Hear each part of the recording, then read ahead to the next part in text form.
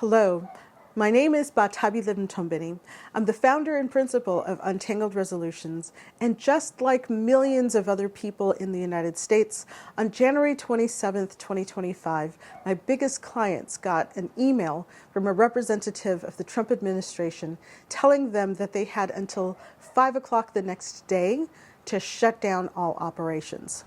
I remember well the range of feelings that I experienced and shared with my colleagues in that moment as we experienced the shock of how sudden this announcement was, bewilderment over what it actually meant, confusion about what we were supposed to actually do, a sense of outrage because it was just so sudden and inconsiderate and disrespectful.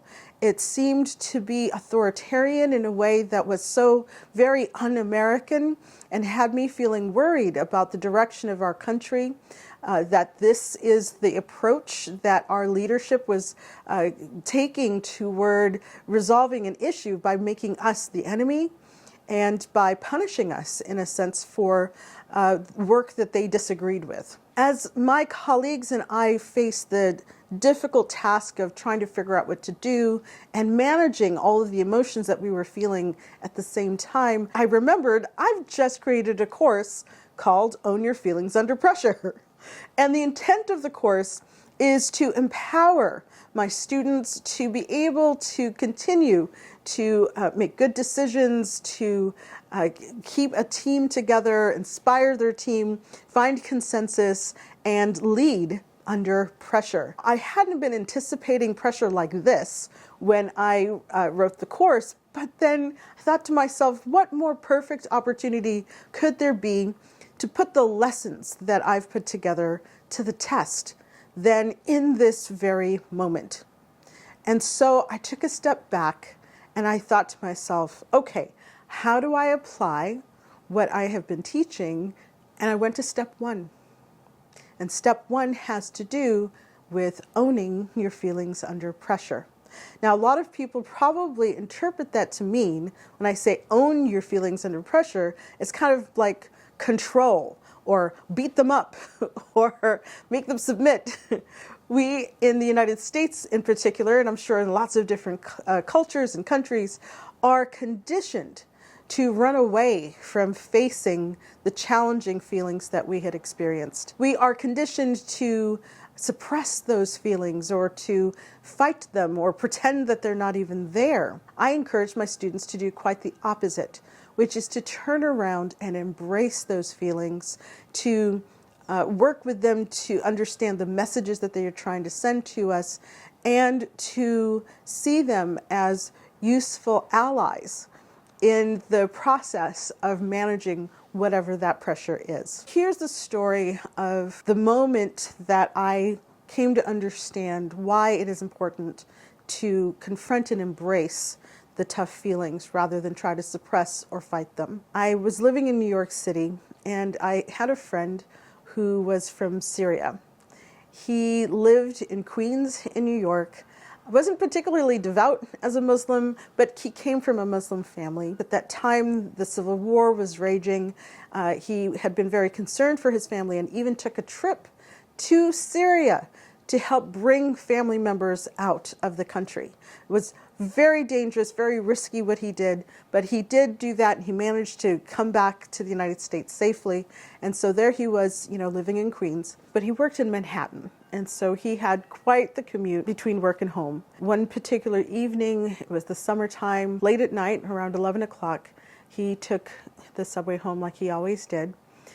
But the station where he usually stopped was being renovated, and so he had to take the train one stop up from the stop that he usually took in order to get off and then walk back home. So it added quite a number of blocks to his walk, but this is New York City. It happens.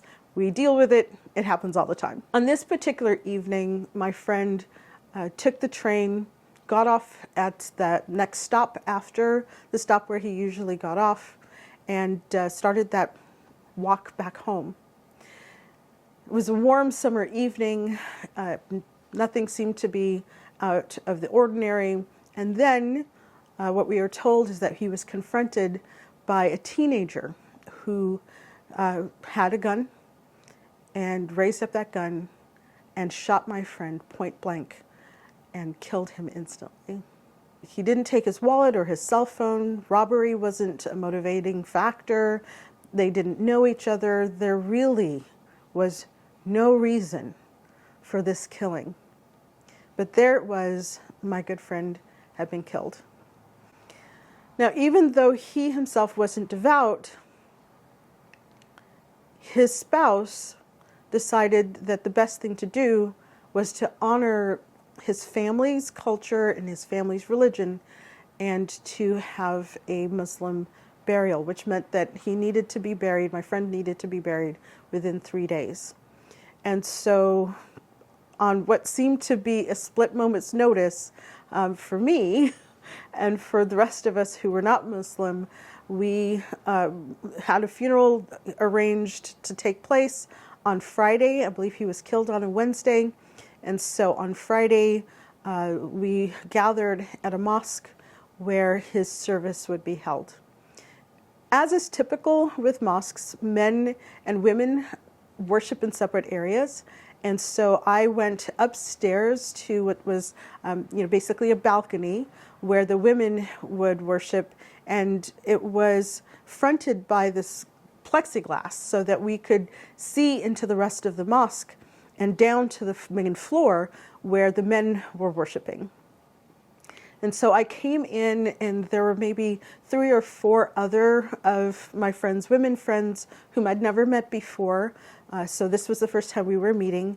And then his mother-in-law was there as well. And it was rather clear to the regular worshipers that these ducks were not like the others. We were strangers. They welcomed us in. I remember in particular standing in a row. I had one regular worshiper next to me and another on the other side of me, and together they helped me to go through the motions that we do with the prayer. And that includes, sometimes you would stand, sometimes you'd kneel, sometimes you genuflect, and there were the verses that were being recited, and so I tried to follow along. I really wanted to be respectful, and so I was very eager to try to learn in the moment, and they were very gracious in helping me to do that. The service ended, and quite unexpectedly for me, after we had been there for a few minutes after the service ended, the door to the room opened, and some men came in with a gurney. And on that gurney was my friend's body. And he had been bathed, as I understand is the tradition and the custom. He had been wrapped in a white cloth, and they brought him in and uncovered his face so that we could see him one last time. Now, of the people who were in that room, who were there for this funeral, I was one of only 2 black women. It just so happened that his mother-in-law was also black.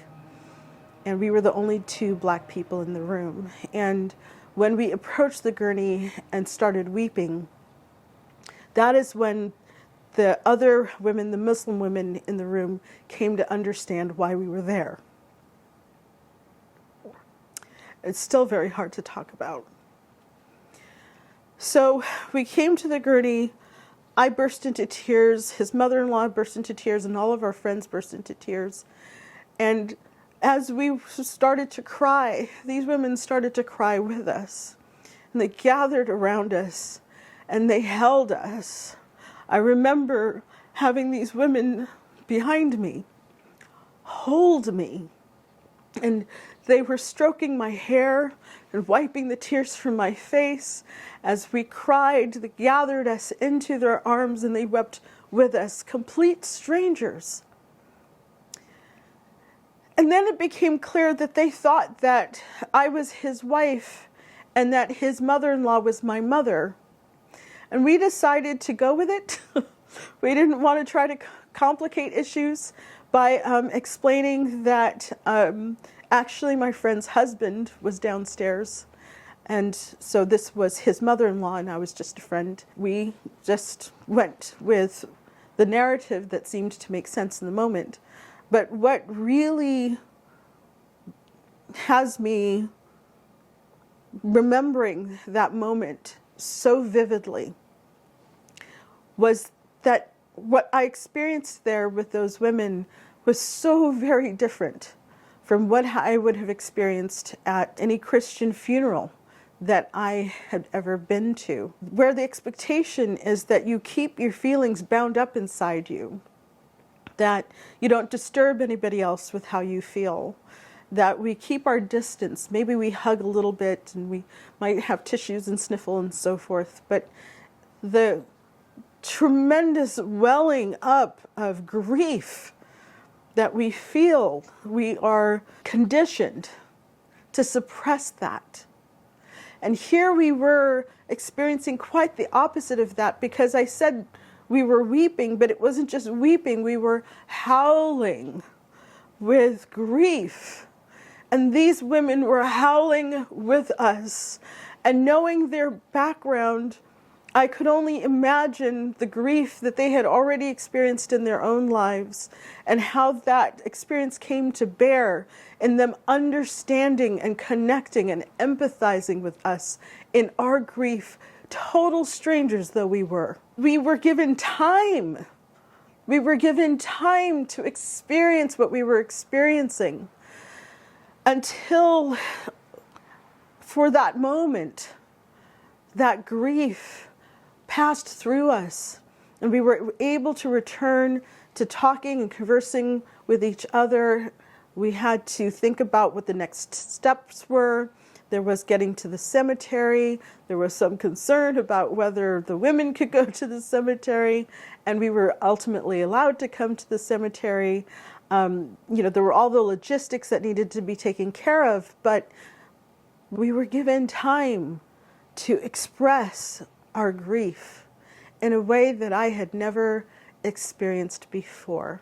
I think back to that experience when I coach and I work with my students, when they are confronted by someone else's behavior that gives rise to annoyance or frustration or even outrage or anger, that it's all right. And in fact, it's more than all right. It's very important to take time, and if it means finding a quiet place on your own where you can have a moment to connect with and actually experience the emotion that you are having. If you have a friend or someone else who is supportive that you can connect with in that moment, who would be willing to support you in having that moment, that is very important too. When you try to fight that, what actually happens is that you draw really important energy away from taking care of what you really ought to be taking care of. Instead, you draw energy away and open up a second front where you now have to fight this other battle with yourself. When you fight these feelings, they fight back. And it only prolongs, it only extends the amount of time that you find yourself battling and caught up in these feelings. I understand that when you're having these feelings, it is difficult to be strategic and it's difficult to actually plan and do the work. And there can be that sense of urgency around, well, we have to find a solution right now. But really, your process for finding a solution takes much longer when you're doing it while also doing battle with how you're feeling. So when we talk about owning your feelings under pressure, we're not talking about controlling, we're not talking about defeating your feelings under pressure, but rather embracing them, seeing how they are important mechanisms that deliver important information for you. We encourage you to work with them rather than against them to actually improve how you face the challenges that gave rise to those feelings in the first place. So that was just the first step. The first step is to embrace how you are feeling rather than fighting it. Thank you so much for watching this video. I hope that you've enjoyed it and learned something from it. I look forward to sharing more about how we can empower you to own your feelings under pressure. This has been a production of Untangled Resolutions. At Untangled Resolutions, we help our clients to design and implement conflict and complaint management systems that are trauma-informed, inclusive, and effective. Contact us at welcome@untangledresolutions.com to see how we can help you improve how your code of conduct works for you.